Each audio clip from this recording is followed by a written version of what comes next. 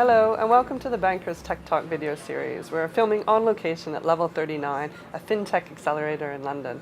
I'm Joy Macknight, Deputy and Technology Editor at The Banker, and I'm joined by Oliver von Landsberg-Sadie, CEO of BCB Group, a cryptocurrency prime broker. Oliver, thanks so much for joining us today. A pleasure to join you. Why do you think that cryptocurrencies has really caught the imagination of the world today?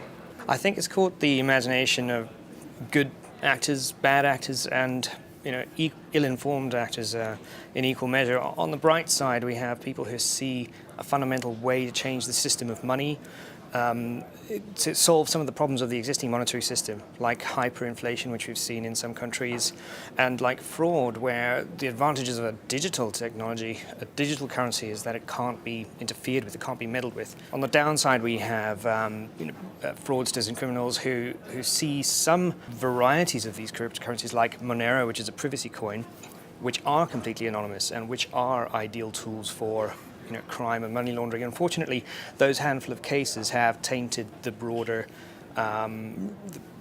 market, but it's also provoked the imagination of those who simply wish to speculate on the future of the technology or on the value of the underlying cryptocurrency. And how are regulators and banks, how has their attitude changed, let's say, in the last little while about cryptocurrencies? I've been very encouraged to see huge progress. The pace is really picking up with regulators all over the world.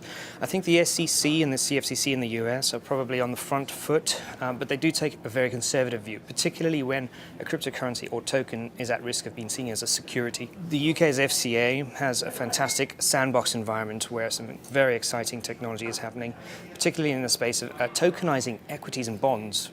It's a complete revolution in that space. Japan, Korea, these are all, and especially Switzerland, are very progressive in the regulatory side. China, not so much. They've recently banned access to foreign exchanges. Banks are a little slower to pick this up. They're a little more reticent, a little more conservative. In the UK, banks have started to open up slowly to this space, but support is still very thin for blockchain and cryptocurrency businesses as a whole. Okay, and what does BCB Group, what do you offer institutional investors? We have 6 core offerings. Number 1 is an onboarding and AML service, which is fully FCA compliant for individuals and corporates. We then offer execution, as in trading of cryptocurrencies, buying and selling crypto into fiat, into any number of currencies. Settlement is part of that execution piece. Then we have reporting, which, although we're not regulated by the FCA, it is regulatory proof reporting. We offer custodianship for both fiat and cryptocurrency assets, and we also offer insights. So we have a well-funded research team who are actively looking at the markets, at the technology, and producing insights. How can you guarantee best execution in over-the-counter markets? The FCA's interpretation of MiFID for best execution is that you have to offer the best price, the best cost, the best speed, the best likelihood of settlement execution. I could go into great detail under any of these categories, but I guess what's more interesting is looking at the fact that the markets are still relatively illiquid. £1 million will really move the price in Bitcoin much more so than it would in, say, equities or currencies. So how we offer best execution is by being connected to almost every single OTC desk for liquidity and every major cryptocurrency exchange. By having this access, we can shard orders across multiple exchanges and OTC desks so that large orders don't move the market. Okay, and you launched your platform in April. What has been the sort of interest and where is that coming from?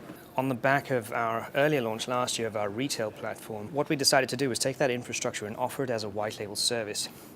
So the uptake in the institutional space for this has been brokers who want to offer cryptocurrencies as a service in their own business.